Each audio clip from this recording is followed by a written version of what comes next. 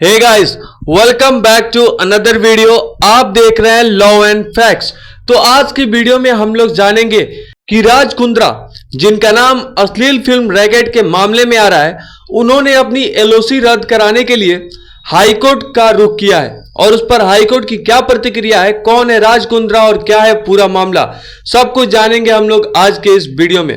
तो चलिए जानते हैं।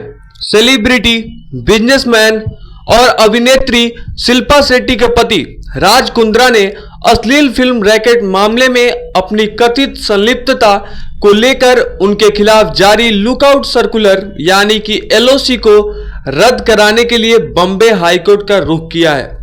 आइए अब इस मामले में आगे जानते हैं कि इस पर सुप्रीम कोर्ट की क्या प्रतिक्रिया रही, क्या पूरा मामला है, सब कुछ जानते हैं आगे इसके बारे में।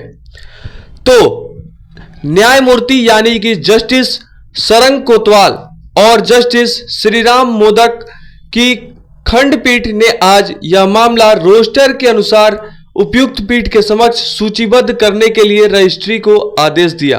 राज कुंद्रा ने कोर्ट में याचिका दायर कर 2021 से लंबित एलओसी को रद्द करने की मांग की है। उन्होंने कहा है कि जब भी वह भारत से बाहर यात्रा करते हैं, उन्हें अनावश्यक कठिनाइयों और जांच का सामना करना पड़ता है और उन्हें आवर्जन कार्यालय में लंबे समय तक इंतजार करना पड़ता है। ऐसा राज कुंद्रा का कोर्ट में याचिका दायर करके ऐसा कहना था कि उन्हें अनावश्यक जांच का सामना करना पड़ता है, कार्यालय में लंबे समय तक इंतजार करना पड़ता है। जब भी वो भारत से बाहर यात्रा करते हैं, उन्हें काफी कठिनाइयां होती है।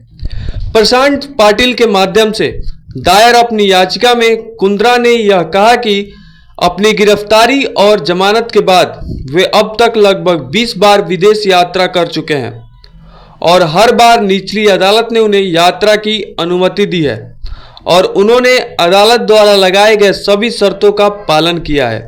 अदालती आदेशों के बावजूद हर बार जांच और देरी होती है क्योंकि उनके खिलाफ जारी एलओसी अभी भी प्रभावी है। याचिका में ऐसा कहा गया राज कुंद्रा के द्वारा। साथ ही साथ याचिका में यह भी उल्लेख किया गया है कि कुंद्रा को सीआरपीसी की धारा 41A के तहत जारी नोटिस का जवाब देते समय गिरफ्तार किया गया था और वे जांच एजेंसी के साथ सहयोग कर रहे हैं तथा कभी भी फरार नहीं हुए हैं। याचिकाकर्ता ने अदालत के आदेशों के तहत विभिन्न देशों की यात्रा की है और अदालत द्वारा लगाए गए किसी भी शर्त का उल्लंघन नहीं किया है। यह एक रिकॉर्ड की बात है कि जांच 2021 में शुरू हुई थी और अब 4 साल बीत चुके हैं। इसलिए मेरी विनम्र समझ यह है कि अब इस एलओसी को जीवित रखने की कोई आवश्यकता नहीं है क्योंकि उन्हें पहले ही मामले में जमानत दी जा चुकी है।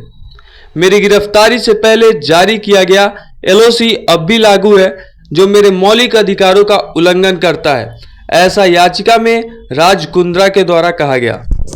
इस पूरे मामले में राज कुंद्रा और अन्य सह आरोपियों के खिलाफ आईपीसी यानी कि इंडियन पिनल कोड की धारा 354C यानी कि झांकना, 292 अश्लील सामग्री की बिक्री, 420 धोखाधड़ी और आईटी एक्ट की धाराएं 67, 67A यौन स्पष्ट सामग्री का प्रसारण और महिलाओं के अशोभनीय चित्रण यानी कि प्रतिषेध अधिनियम के तहत मामला दर्ज किया गया है।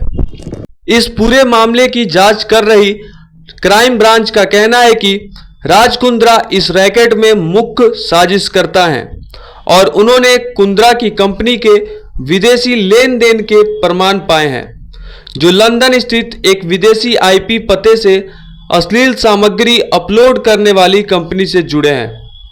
पुलिस का दावा है कि कुंद्रा एक ऐप हॉटशॉट के मालिक थे जो अश्लील सामग्री बनाता था। बाद में यह ऐप यूके स्थित आरोपी प्रदीप बख्शी को बेच दिया गया जो कथित रूप से कुंद्रा के रिश्तेदार हैं। हालांकि कुंद्रा अब भी उस पर नियंत्रण रखते हैं। इस पर जांच कर रहे जो भी क्राइम ब्रांच था, उनका ये सब कहना था कि कुंद्रा इस रैकेट में मुख्य साजिश करता है। उनका एक ऐप भी था हॉटशॉट नाम से जिसमें अश्लील सामग्री बनाया जाता था और बाद में उसे बेच दिया जाता है जो कि कोई प्रदीप बख्शी से भेज दिया जाता है जो कि राज कुंद्रा के रिश्तेदार हैं और उनके पास अभी भी उसका नियंत्रण है, ऐसा उस क्राइम ब्रांच का कहना था। पुलिस ने कहा कि आरोपी संघर्ष कर रहे हैं, मॉडल और अभिनेत्रियों को फंसाते थे। उन्होंने यह भी कहा कि आरोपी मॉडल गहना वशिष्ठ इन पॉर्न वीडियोस की डायरेक्टर थी और एक अन्य गिरफ्तार आरोपी उमेश कामत जो कि राज कुंद्रा के लिए काम करता था। उन्होंने आरोप लगाया कि राज कुंद्रा ने एक व्हाट्सएप ग्रुप बनाया था जिस पर वह ऐप की आय की निगरानी करते थे और अन्य आरोपियों को राजस्व बढ़ाने के निर्देश देते थे। अभियोजन पक्ष ने कहा कि यह ऐप गूगल प्ले स्टोर से भी हटा दी गई है।